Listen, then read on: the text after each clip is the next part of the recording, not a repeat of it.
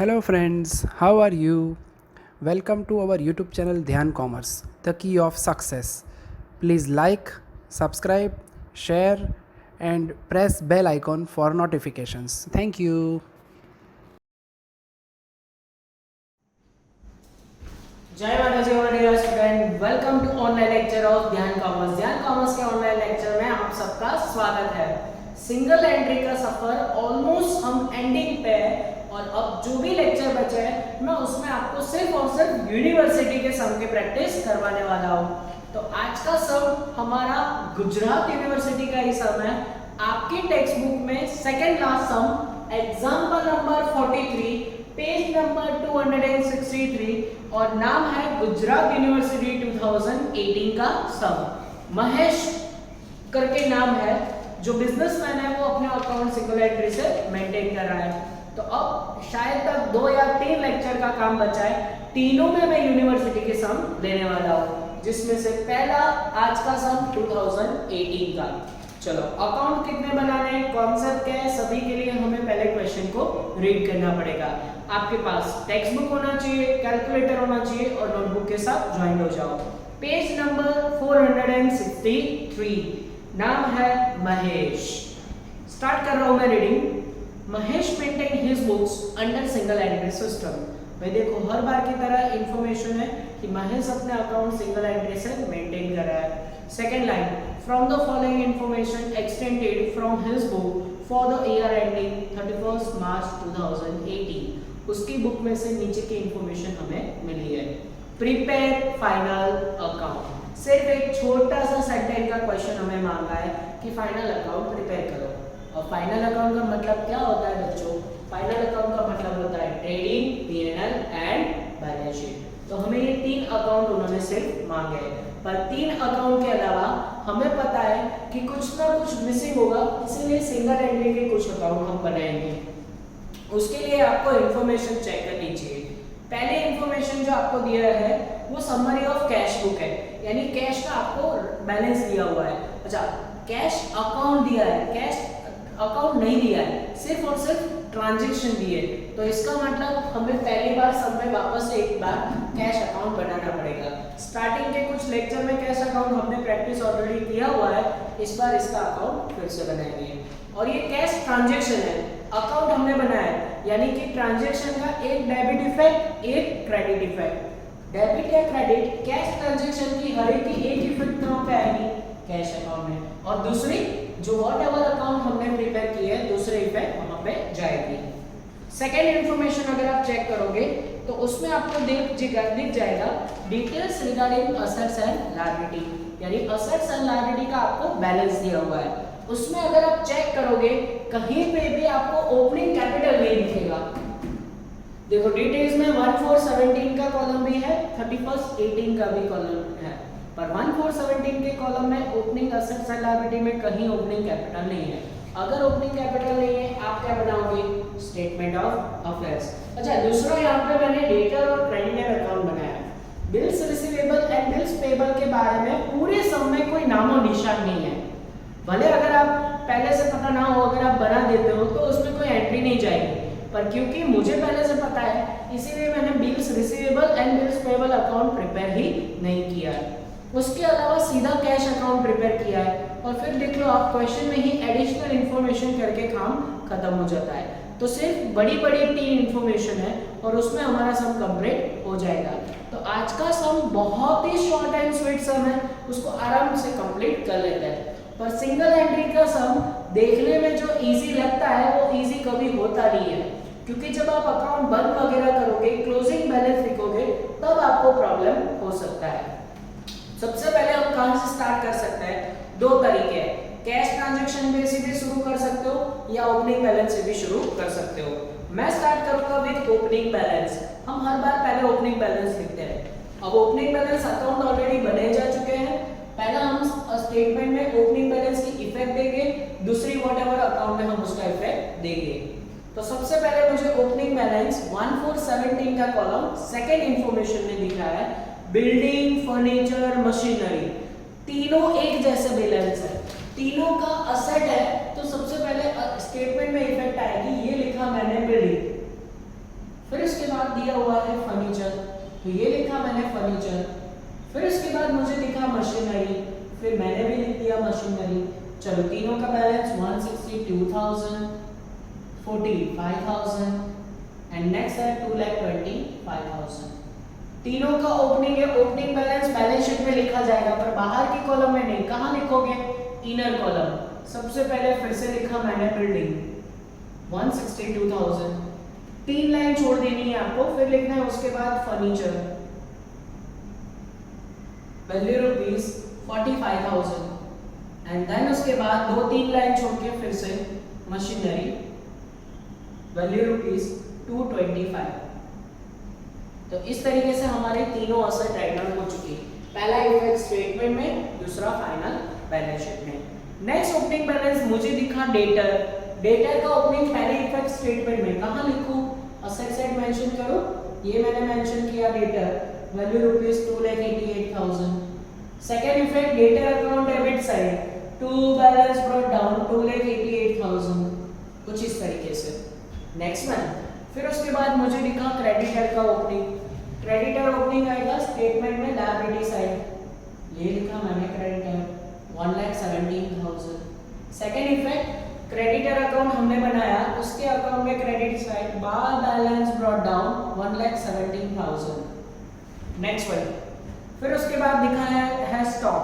पहले ओपनिंग है, एक इफेक्ट स्टेटमेंट में ये लिखा मैंने यहाँ पर stock value rupees 1,80,000। Second effect special जगह ट्रेडिंग अकाउंट में ओपनिंग स्टॉक 1,80,000। तो देखते ही देखते मुझे मेरे सारे ओपनिंग बैलेंस की दूसरी इफेक्ट मिल गई, एक इफेक्ट स्टेटमेंट में और दूसरे अकाउंट में डाल के खत्म किया। अब मैं पहला इंफॉर्मेशन लूंगा जो कि समराइज कैश ट्रांजैक्शन है, क्लोजिंग फिर उसके बाद नेक्स्ट हम ले सकते हैं। अभी के लिए कैश ट्रांजैक्शन पे आ जाओ। समराइज कैश ट्रांजैक्शन, फिर से बोल रहा हूँ, ट्रांजैक्शन होते हैं, उसकी एक डेबिट इफेक्ट होती है, एक क्रेडिट इफेक्ट होती है। आप कोई भी डेबिट या क्रेडिट इफेक्ट कहाँ पे दोगे? कैश का यहाँ पे, और दूसरा व्हाटएवर अकाउंट में। चलो सबसे पहले ट्रांजैक्शन में वहां पे बैलेंस दिया हुआ है 1,417 का कैश बैलेंस, यानी कैश का कौन सा बैलेंस? ओपनिंग। कैश भी हमारे लिए करंट असेट ही होता है, उसका ओपनिंग डेबिट बैलेंस यहाँ पे टू बैलेंस ब्रॉट डाउन करके 17,000, 17,000। सेकेंड इफेक्ट वो जाएगा स्टेटमेंट में, क्योंकि ओपनिंग बैलेंस ऑफ कैश है, कैश बैलेंस 17,000। ठीक है, कुछ इस तरीके से। आगे बढ़े। नेक्स्ट है हमारे पास कैश परचेज। अब कैश का पॉइंट सोचो, दूसरा ऑटोमेटिकली हो जाएगा। कैश परचेस करोगे, कैश आएगा या कैश जाएगा? बोले तो कैश जाएगा, और परचेस करने से गुड्स आएगा। डेबिट कहाँ करोगे? डेबिट करोगे trading account debit side, credit effect दोगे कैश अकाउंट क्रेडिट साइड। तो trading account debit side purchase दो होते हैं, देख लो, कैश और क्रेडिट। ये वाला कौन सा है? कैश है 67,500। Second effect cash account credit side, क्या लिखेंगे? परचेस। सिर्फ परचेस क्यों लिखा? क्योंकि कैश अकाउंट में कैश परचेस ही आएगा, वो जाहिर सी बात है। ठीक है, नेक्स्ट वन। फिर उसके बाद मुझे दिखा सैलरी। अब मोस्टली खर्चे होंगे, खर्चे करोगे तो कैश आएगा या कैश जाएगा? तो बोले कैश जाएगा। कैश अकाउंट क्रेडिट करोगे तो डेबिट कौन सा करोगे? ट्रेडिंग या पीएनएल। सैलरी कौन सा आइटम है? पीएनएल। तो ये लिखा मैंने PNL account debit side salary value rupees 1,20,000। Second effect वो जाएगा कैश अकाउंट में क्रेडिट साइड सैलरी 1,20,000, कुछ इस तरीके से। ठीक है, आगे बढ़े। Next one, sundry receipt. Receipt word है, एक्सपेंसेस हो तो खर्चे है, ये तो रिसिप्ट। रिसिप्ट का मतलब क्या होता है? इनकम होता है। इनकम होगा तो कैश आएगा या कैश जाएगा? तो कैश आएगा। कैश आएगा तो कैश अकाउंट में कौन सी साइड लिखोगे? Debit side. और क्रेडिट इफेक्ट कहाँ पे दोगे? PNL account credit. तो एंट्री दे दे कैश अकाउंट डेबिट साइड, क्या लिखे? Sundry receipt value rupees 14,000। Second effect PNL account credit side, same word, sundry receipt 14,000, कुछ इस तरीके से। ठीक है, आगे बढ़ रहा है। फिर उसके बाद हमें दिया है वेजेस। वेजेस अगेन खर्चा, खर्चे करोगे कैश जाएगा। डेबिट कहाँ करोगे? स्पेशली ट्रेडिंग आइटम है वेजेस, तो वेजेस जाएगा ट्रेडिंग अकाउंट में 50,300, कुछ इस तरीके से। सेकेंड इफेक्ट यहाँ पे रहना जाए, एक इफेक्ट तो हमें कैश अकाउंट में देना जरूरी है। तो कोई भी कैश ट्रांजैक्शन ले रहे हैं, एक इफेक्ट आप देख सकते हो कैश अकाउंट में जा रहा है। नेक्स्ट वन जनरल एक्सपेंसेस, खर्चे पीएनआर में डाल दूं, PNR debit side general expenses value rupees 30,200 and second effect cash account credit side general expenses करके वैल्यू रुपीस 30,200, कुछ इस तरीके से। ठीक है, आगे बढ़ता है। फिर उसके बाद कैश सेल करोगे, पैसे आएंगे या पैसे जाएंगे? तो सेल करने से पैसे आएंगे, पैसे आएंगे तो डेबिट कहाँ करोगे? कैश। दूसरा इफेक्ट ट्रेडिंग अकाउंट में कैश सेल, चलो लिख दे सेल, यहाँ पे सिर्फ सेल लिखूंगा क्योंकि पेपर चेकर समझ जाएगा कैश अकाउंट में कैश सेल ही होता है। यहाँ पे 81,500 ट्रेडिंग अकाउंट में, तो कोई भी ट्रांजैक्शन है उसका एक डेबिट इफेक्ट एक क्रेडिट इफेक्ट, और वो भी एक डेबिट या क्रेडिट इफेक्ट कहाँ पे जा रहा है? कैश में।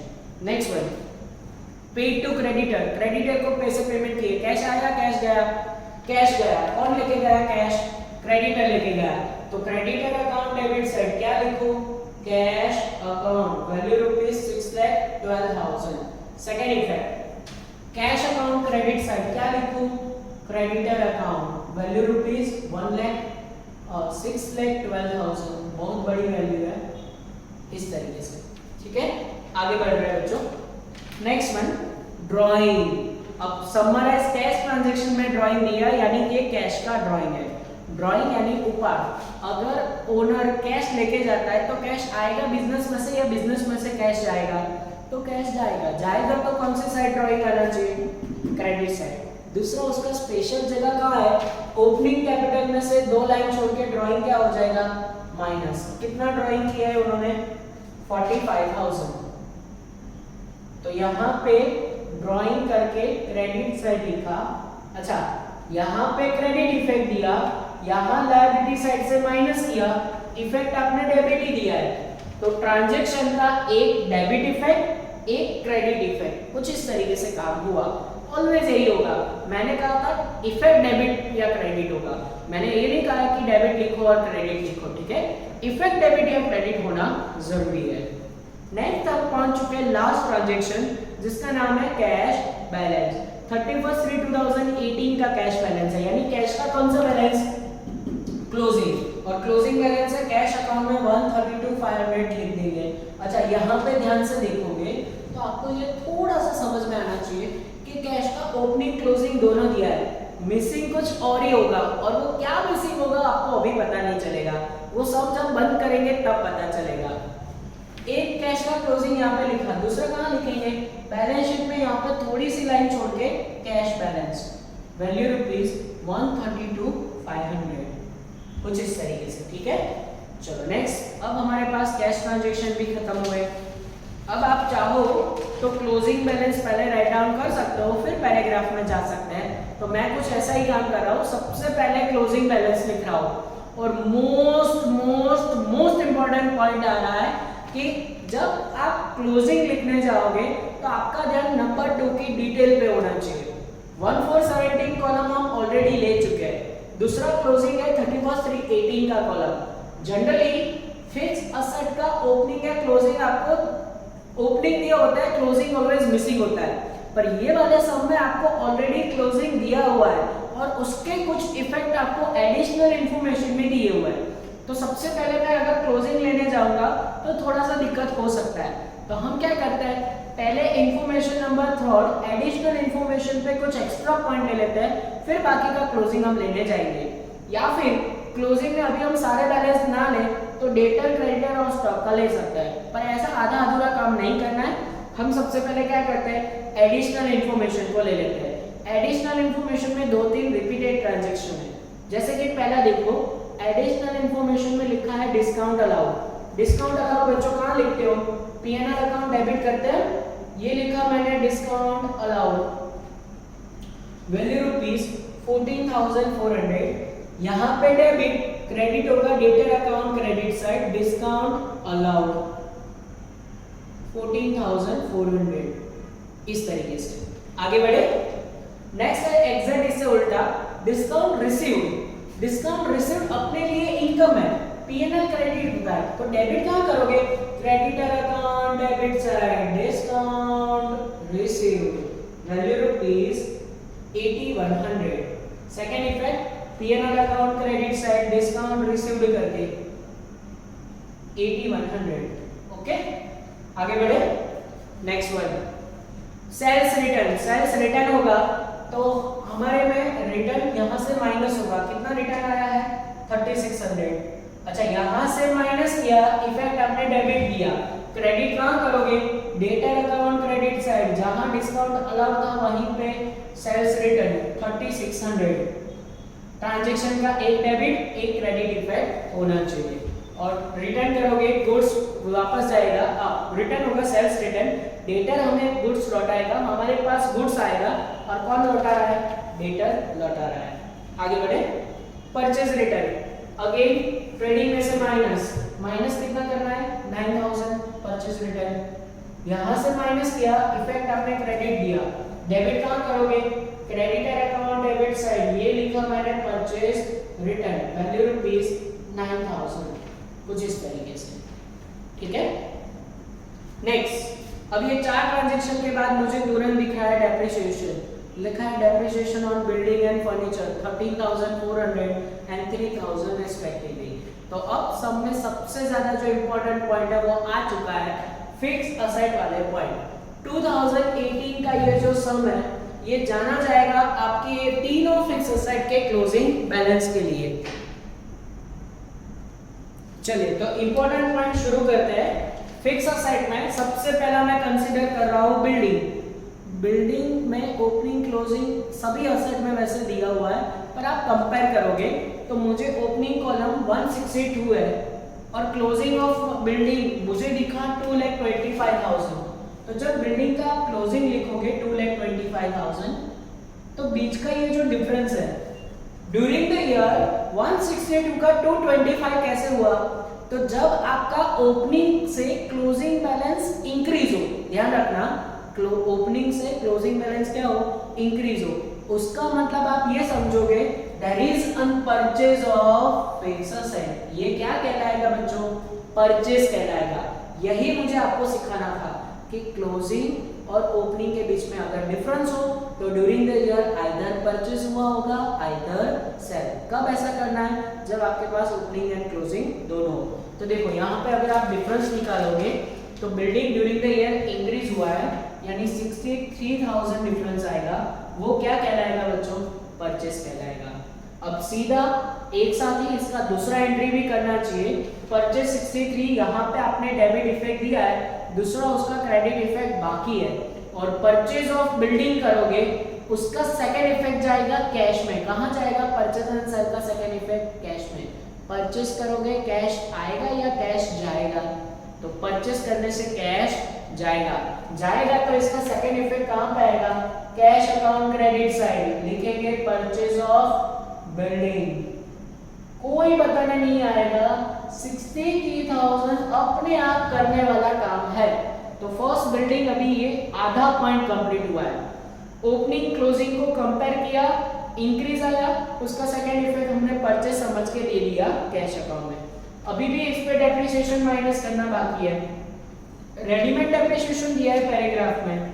बिल्डिंग के ऊपर डेप्रिसिएशन है 13,400। 13,400 को माइनस करके बाहर का आंसर लिखोगे 2,11,600 आंसर आएगा। Second effect depreciation on building कहाँ जाएगा? P&L अकाउंट डेबिट, ये लिखा मैंने depreciation on building value rupees 13,400। ये तो रेडीमेड दिया हुआ था। एक फिक्स असेट का पॉइंट कंप्लीट हुआ, समझ में आया? कहां से स्टार्ट किया? ओपनिंग एंड क्लोजिंग को कंपेयर किया, परचेज या सेल मिला। नेक्स्ट देख लेते हैं फर्नीचर। फर्नीचर यहाँ पे 45 है ओपनिंग और क्लोजिंग सिर्फ 27 है। तो 27 क्लोजिंग का मतलब क्या होता है? ड्यूरिंग द ईयर वो कम हुआ, उसका मतलब क्या समझोगे? सेल किया। और डेट में कोई लोचा नहीं है, सीधा डिफरेंस निकालोगे और वो आपका सेल मिल जाएगा। चलिए डिफरेंस कितना आएगा? डिफरेंस आएगा 18,000। और एक और मैं पॉइंट आपको मेंशन करना चाहूंगा, आगे हमने जो सम कैलकुलेट किया था उसमें कोई भी फिक्स असेट बेचे तो उस पे प्रॉफिट या लॉस का पॉइंट आता था। ये वाले सम में स्पेशली हमने ओपनिंग एंड क्लोजिंग के डिफरेंस से ये सेल ढूंढा है। तो आप 18,000 का आपको सेल मिला है ना, वो 18,000 में ही बेचा होगा, there is no profit no loss. तो कब ऐसा करना है, जब ओपनिंग एंड क्लोजिंग के डिफरेंस से आप ये सेल ढूंढो तो उसमें आपको कोई प्रॉफिट या लॉस नहीं ढूंढना है। प्रीवियस सम में हमने फाइंड आउट किया था, आगे आने वाले सम में भी हम फाइंड आउट करेंगे, बट ये वाले सम में स्पेशली डिफरेंस से आपने सेल ढूंढा, उतने पैसों से आपने बेच दिया।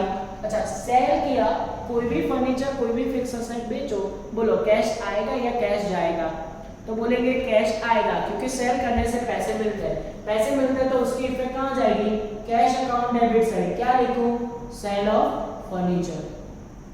कितना सेल किया, 18,000 का सेल किया, किसी को डाउट नहीं होना चाहिए। और वो भी देख लो, असेट साइड से यहाँ से माइनस किया, ट्रांजैक्शन का आपने क्रेडिट इफेक्ट दिया। कौन सा इफेक्ट दिया, क्रेडिट।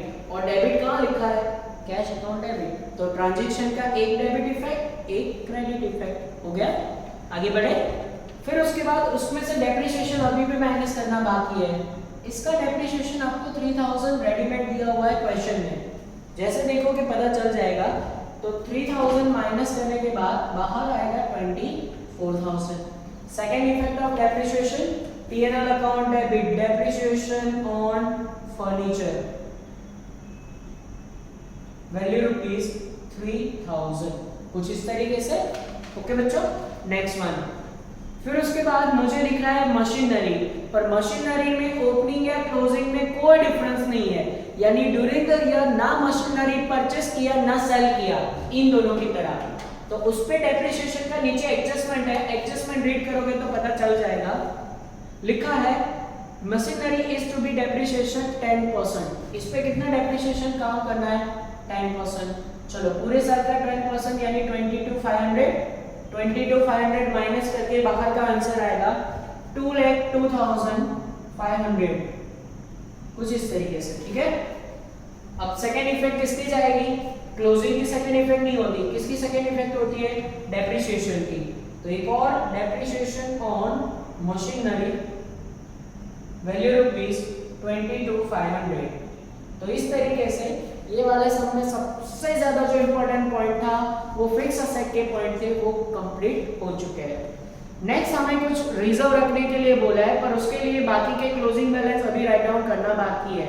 हमने 3 फिक्स असेट का क्लोजिंग बैलेंस लिखा, उसके अलावा कौन कौन से क्लोजिंग बैलेंस है। नेक्स्ट क्लोजिंग बैलेंस मुझे दिखा डेटर। चलो डेटर का क्लोजिंग बैलेंस इनर कॉलम में लिखते हैं 2,52,000। सेकेंड इफेक्ट कहां पे दोगे, डेटर अकाउंट क्रेडिट साइड उसका क्लोजिंग 2,52,000। नेक्स्ट वन, उसके बाद है हमारे पास क्रेडिटर। क्रेडिटर कौन से साइड लिखे जाएगा, लायबिलिटी साइड सबसे लास्ट में creditor, value rupees 189। Second effect वो जाएगा क्रेडिटर अकाउंट सबसे लास्ट में डेबिट साइड 189 के तौर पे, कुछ इस तरीके से। नेक्स्ट वन, फिर उसके बाद मुझे दिख रहा है स्टॉक। स्टॉक आपके लिए करंट असेट होता है, असेट साइड यहाँ पे 1-2 लाइन छोड़ के stock, value rupees 2,40,000। Second effect कहाँ पे जाएगा वो, ट्रेडिंग अकाउंट सबसे लास्ट में यहाँ पे 2,40,000। तो इस तरीके के बाकी के क्लोजिंग भी राइट डाउन हो चुके हैं। अब सिर्फ 2 एडजस्टमेंट एंड देन अकाउंट बंद करना है। सबसे पहला, maintain reserve on debtor. Debtor पे रिजर्व रखो, कितने परसेंट, 5%। चलो इसके 5% बेड डेट रिजर्व रखते हैं, इस पे बेड डेट रिजर्व 5%। काउंट करो इसका 5%, आंसर आएगा 12,600। और बाहर का वैल्यू माइनस करने के बाद 3,39,400, 2,39,400, कुछ इस तरीके का टोटल आएगा। Bed date reserve second effect रहना जाए, कहां जाएगा, P&L अकाउंट। अभी P&L यहाँ पे मैंने कंटिन्यू किया है, तो यहाँ पे बेड डेट रिजर्व लिख रहा हूँ और ये टैग का फॉर्मेट में बना नहीं रहा हूँ। रीजन क्या है, अगर आपको सिर्फ एक एडजस्टमेंट का बेड डेट रिजर्व दिया है तो उसके लिए पूरा टैग का फॉर्मेट क्यों बनाना, सीधा P&L account debit side adjustment का करके ये लिख दे रहा हूँ 12,600। ठीक है, इस तरीके से। क्लियर बच्चों। नेक्स्ट वन, हमें बोला है कि allowed interest on opening capital 5%। इसके ओपनिंग कैपिटल ऊपर इंटरेस्ट काउंट करना है 5%। अभी तक हमारे पास ओपनिंग कैपिटल का आंसर नहीं है, वो कब मिलेगा? जब ये अकाउंट बंद करोगे तब। तो कर दे स्टेटमेंट को बंद। यस, स्टेटमेंट को बंद करोगे उसका टोटल आएगा 19,17,000 बच्चों, 19,17,000 इसका टोटल आएगा। और फिर यहाँ पे डिफरेंस में आपको मिलेगा ओपनिंग कैपिटल 8 लाख, 8 लाख का ओपनिंग कैपिटल मिल जाएगा। 8 लाख कहाँ पे लिखे? यहाँ पे मेंशन करें, चेक कर लो मैं जरा आंसर में कि 8 लाख ओपनिंग कैपिटल है या नहीं। हाँ, 8 लाख ओपनिंग कैपिटल आ रहा है। फिर उसके बाद उसमें से हम क्या करेंगे, इंटरेस्ट 5% निकाल के यहाँ पे प्लस करेंगे, तो 5% इंटरेस्ट आएगा 40,000। ठीक है, सेकेंड इफेक्ट ऑफ इंटरेस्ट, यहाँ लायबिलिटी साइड लिखा यानी क्रेडिट, डेबिट इफेक्ट कहाँ पे दोगे? P&L account debit, interest on opening capital कितना? 40,000। इस तरीके से आगे बढ़े। नेक्स्ट वन, अब अकाउंट बंद करना है, पर अकाउंट बंद करने में आपकी मास्टरी होनी चाहिए, अदरवाइज ये वाले सब में तो डेफिनेटली प्रॉब्लम होगा। क्या प्रॉब्लम होगा? पहला ही अकाउंट अगर आप सीक्वेंस में डेटर बंद करते हो, इसका जो आंसर आएगा वो डेफिनेटली रॉन्ग ही आंसर होगा।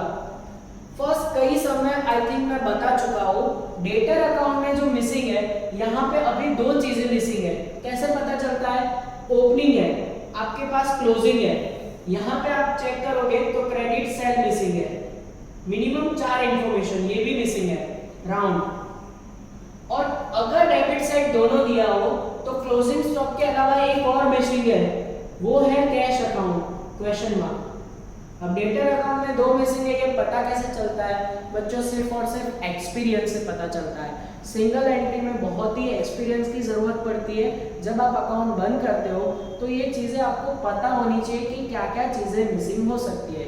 और अगर याद रखना हो, एक्सपर्ट बनना हो, तो आपको याद रखना है कि डेटर अकाउंट में ये दोनों डेबिट साइड और ये दोनों क्रेडिट साइड मिसिंग हो सकता है, और मिनिमम ये 4 इंफॉर्मेशन तो डेटर अकाउंट में आनी ही चाहिए। जैसा आप देखो क्रेडिटर में चेक करो, क्रेडिटर में हमारे पास ओपनिंग है, क्लोजिंग है, कैश भी है, तो क्या मिसिंग है? Credit purchase. तो अकेला ये मिल जाएगा, पर यहाँ पे दो चीजें एक साथ मिसिंग मिलेगी नहीं। तो इसका क्या करेंगे? ये तो लास्ट में मिलेगा। कैश अकाउंट अगर बंद करोगे तो कैश अकाउंट में बच्चों जो भी डिफरेंस आएगा वो डिफरेंस क्या होगा? डेटर के पास से जो पैसे मिले वो। तो ये अकाउंट बंद करने से पहले सबसे पहले हमें कौन सा अकाउंट बंद करना पड़ेगा? कैश। चलो करो कैश अकाउंट का टोटल। कैश अकाउंट का टोटल आएगा 11,20,500। बच्चों अगर टोटल में कोई भी प्रिंटिंग मिस्टेक है तो आप आराम से टोटल कर लीजिएगा। मेरे पास ऑलरेडी कैलकुलेशन किया हुआ है तो मैं वहां से कॉपी कर रहा हूँ। और यहाँ पे डिफरेंस आएगा 9,90,000 and that will be considered as debtor account. क्यों ऐसा? अगर आपको कैश अकाउंट दिया है तो आप देखना, उसमें चेक करना, आप डेटर के पास से पैसे लोगे और क्रेडिटर को पेमेंट करोगे, ये ट्रांजैक्शन आएगा ही आएगा, ये याद रखना। कैश का ओपनिंग क्लोजिंग के अलावा डेटर और क्रेडिटर अकाउंट आना जरूरी है। तो रेयरली 99% सब में ये पॉइंट होता ही नहीं है, पर रेयरली ये सब भी आपको पूछ सकता है। तो डेटर अकाउंट में ये क्लोजिंग होके 990 जाएगा। अब आप डेटर अकाउंट बंद कर सकते हो। क्रेडिट साइड का टोटल करोगे, डेटर अकाउंट का आंसर आएगा 8,18,100, कुछ इस तरीके का टोटल आएगा 8,18,100। और फिर बच्चों गलती से मैंने ये क्रेडिटर का टोटल लिखा, यहाँ पे टोटल आएगा 12,60,000, 12,60,000। और जो मिसिंग है वो हमारा क्रेडिट सेल है और उसका आंसर आएगा 9,72,000, 9,72। सेकेंड इफेक्ट कहाँ पे जाएगी? ट्रेडिंग अकाउंट क्रेडिट साइड 9,72,000, कुछ इस तरीके से। अब इसमें से ये माइनस कर दो तो आपके पास ट्रेडिंग अकाउंट का बाहर का आंसर आएगा 10,49,900, कुछ इस तरीके से। अभी भी क्रेडिटर अकाउंट बाकी है, उसको बंद करो। उसका टोटल अभी मैंने लिखा था 8,18,100, 8,18,100। और डिफरेंस निकालोगे आपको डिफरेंस का आंसर मिलेगा 7,01,100। थोड़ा ऑकवर्ड फिगर आ रहा है, पर अगर आप आंसर में चेक करोगे तो आपको क्रेडिट परचेस का ये आंसर मिल जाएगा। तो यहाँ पे लिख रहा हूँ 7,01,100, उसमें से प्लस माइनस करके इसका बाहर का आंसर आएगा 7,59,600। तो इस तरीके से पहले 4 अकाउंट बंद हो चुके हैं, अब बारी है ट्रेडिंग की। ट्रेडिंग अकाउंट बंद करोगे, क्रेडिट साइड का इन दोनों का टोटल आपके पास आएगा 12,89,900, 12,89,900, और डिफरेंस में हमें मिल जाएगा बच्चों हमारा जीपी। और जीपी के लिए ये तीनों माइनस करो, आंसर विल बी 3 लाख। और 3 लाख जीपी कहाँ जाएगा? यहाँ पे पीएनएल में। अब 3 लाख में ये दोनों जोड़ दो, उसका टोटल मैं यहाँ पे मिसिंग यहाँ पे लिख रहा हूँ क्योंकि हमारे पास बोर्ड पे यहाँ पे बहुत सारी जगह है, तो यहाँ पे उसका टोटल हम मेंशन कर रहे हैं। चलो, तो 3 लाख में 14,81,100 जोड़ोगे, 322,100 आएगा, 322,100 आएगा। और मिसिंग जो होगा वो हमारा होगा नेट प्रॉफिट। तो जो आराम से इसमें डेबिट साइड यहाँ पे भी है, वहां पे भी दो इंफॉर्मेशन है, उसको माइनस करने के बाद आपको नेट प्रॉफिट का आंसर मिलेगा 66,000। और नेट प्रॉफिट कहां जाएगा बच्चों? ओपनिंग कैपिटल में यहाँ पे नेट प्रॉफिट प्लस कर दो, नेट प्रॉफिट विल बी 66,000, और इन दोनों को प्लस करके 45 को माइनस करो तो आपके पास आंसर आएगा 8,61,000। कितना आंसर आएगा? 8,61,000। अब अगर बैलेंस शीट के दोनों साइड का टोटल इक्वल हो जाए तो समझो बाबा अमरनाथ बेड़ा पार। और बैलेंस शीट के दोनों साइड का टोटल आएगा बच्चों 10,50,000। आप चेक कर सकते हो, कोई भी प्रिंटिंग मिस्टेक हो तो आप मेरा ध्यान कर सकते हो, मुझे कह भी सकते हो। यहाँ पे मैंने टोटल अच्छी तरीके से कर लिया है। चलो, तो सम नंबर 43 गुजरात यूनिवर्सिटी 2018 का सम था। साथ में एक सम आपको प्रैक्टिस के लिए दे रहा हूँ, होमवर्क में आप एग्जांपल नंबर 33 करोगे। नेक्स्ट लेक्चर में यूनिवर्सिटी के 2017 का सम करवाऊंगा, ये 2018 का सम था, और वहां पे सफर को आगे बढ़ाएंगे। तो आराम से बोर्ड पे जितना भी आपको दिख रहा है सब कुछ कॉपी करो, और नेक्स्ट लेक्चर में सफर को आगे बढ़ाएंगे। तब तक के लिए all the best. Please like, subscribe, share and press bell icon for notifications.